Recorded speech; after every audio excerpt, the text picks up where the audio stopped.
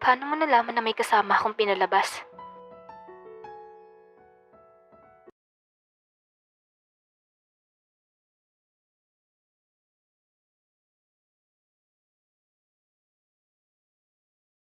Ay wow, tapang mo naman po pala, sir. Siyempre, di pwede na ginaganyan yung prinsesa ko. To talaga. Pero, ayun nga, may isa din na pinalabas sa classroom. Oh, tas natulog ulit din kayo dun sa labas. Actually, hindi. Kinausap niya ako. Babae o lalaki? Lalaki siya, tas ang daldal nga niya eh. Bakit naman? Tinanong ko kasi siya kung bakit siya nakatulog nun sa classroom. Sabi niya naman, naglaro din daw siya ng Fortnite since may event kagabi. Minsan lang din kasi mga event sa mga ganun. O tapos, ano pa sabi niya? Ayun, sabi ko, ganun din ako. Nagpuyat ako tapos kalaro kita. Pero di siya naniniwala na may BF ako. Ha?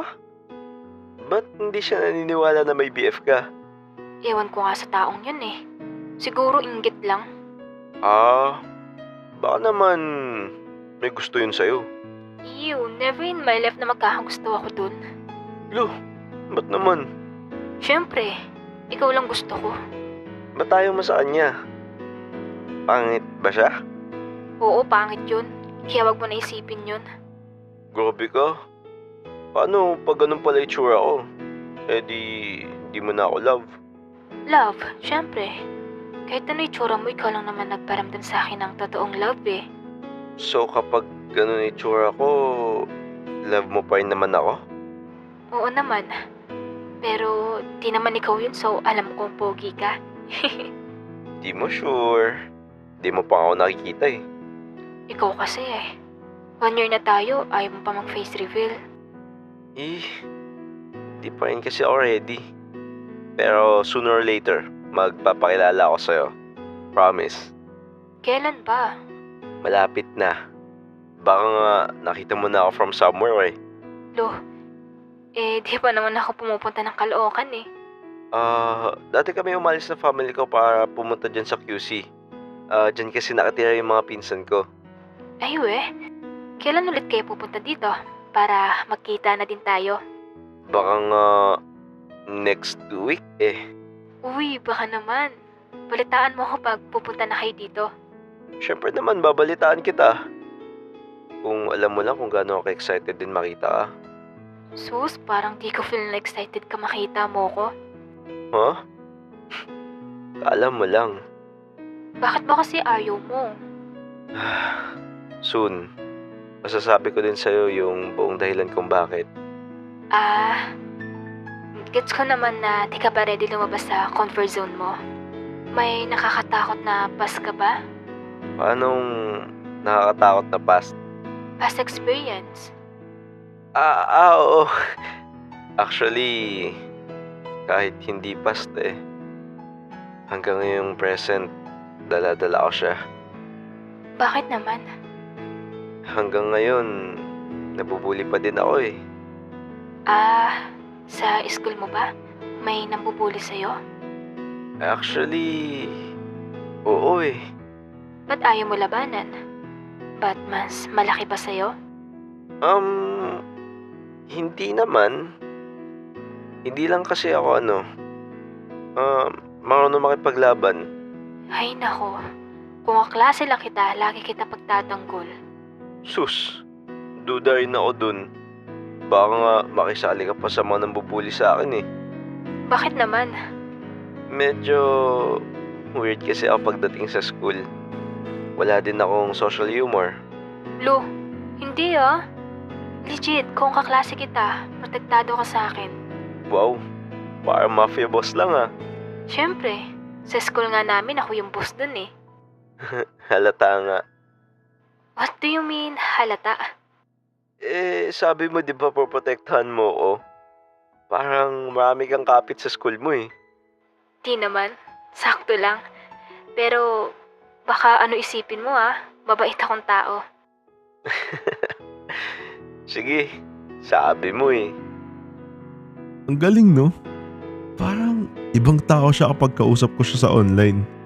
Pero pagkausap ko siya in person, parang pinandidirihan ako eh. Ewan ko ba? Basta alam ko love ko pa rin naman siya. Period.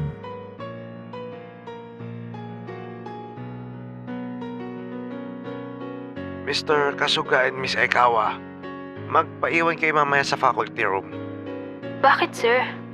May ginawa po ba ako? Napaka-tense nyo naman. Mamaya, magkakaroon kayo ng photoshoot para sa school billboard. Ano po yun, sir? Naghahanap ng model yung school natin para ilagay sa labas ng school. Tas kami yung model, sir? Ganun na nga. Bakit hindi na lang yung star section, sir? Bakit kami pa yung magiging model? May sakit yung muse nila dun and kayo lang yung second option. Sir, muse lang naman po pala yung may sakit sa kanila. Bakit? Kasama pa po akong escort. Gusto ng faculty na isang classroom lang daw yung kukunin na model. Wala po ba kaming choice kung hindi? Rush daw yun eh. Kailangan gawin. Pumunta na lang kayo sa faculty. Sir, nahihiya po ako maging model para sa school. Baka pag ako kinuha yung model, wala na pong pumasok sa school natin. Ako naman, sir, di pa ako nakapag-retouch man lang. Di pa ako ready for picture. Ay nako, wag na kayo magpabebe at magpaka-sad boy. May mag-aayos sa inyo sa faculty. Pumunta na lang kayo. Long story short, kinuhaan kami ng picture at naging model nga agad kami. Pag-uwi ko, nakita ko agad yung mukha ko sa tarpaulin ginagawa sa faculty. Ay nako, kahihiyan na naman. Pagka-uwi ko, chinat ko agad si Kimiko kung nandidiri ba siya sa akin. Uy, Kimiko, kamusta school? May nangyari ba kakaiba ngayong araw? Di naman masyado. Tsaka ba't parang natataranta ka? Hindi.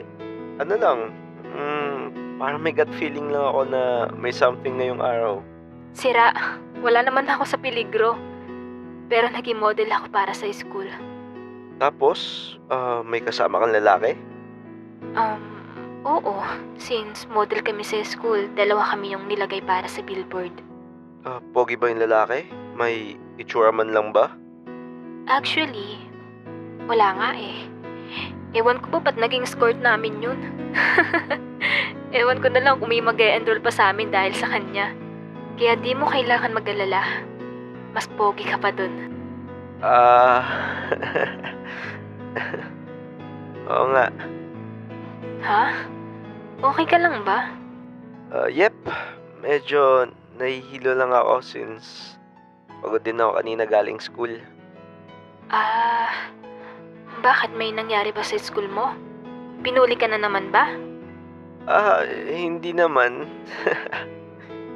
Sige pala muna Kimiko. Magpapahinga lang muna ako. Medyo nahihilo na talaga ako ngayon eh. Sige. Pahinga muna. Chat na lang tayo bukas pag uwi galing school. Sige. I love you. I love you too. Umiyak lang ako nung umiyak nung gabing yun. Di nga ako nabully sa school pero durog na durog yung pagkatao ko nung pag-uwi ko. Dito ko lang natanim sa utak ko na kahit anong mangyari hindi ko pwede sabihin kay Kimiko na ako na yung binubully niya sa school.